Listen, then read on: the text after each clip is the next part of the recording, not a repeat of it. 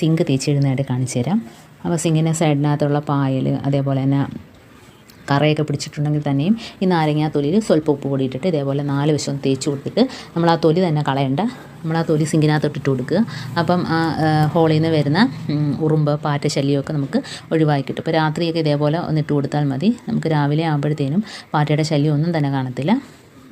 അതേപോലെ തന്നെ സിങ്ക് നല്ല വെട്ടി തിളങ്ങുന്നതായിട്ട് കാണാൻ കണ്ടോ. അപ്പോൾ സോപ്പോ കാര്യങ്ങളൊന്നും തന്നെ ഇല്ലാതെ തന്നെ നമ്മൾ നാരങ്ങാത്തൊണ്ടും ഉപ്പ് പൊടിയും വെച്ച് തേച്ചതാണ്.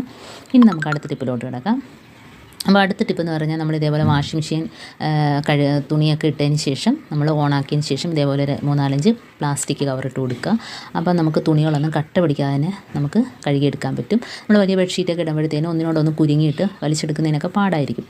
അപ്പം ഇതേപോലെ പ്ലാസ്റ്റിക് കവർ ഇട്ട് കൊടുത്താൽ അത് തനിയെ താഴ്ഭാഗത്തോട്ട് പോയിക്കോളും കഴുകിക്കൊണ്ടിരിക്കുമ്പോഴത്തേനും.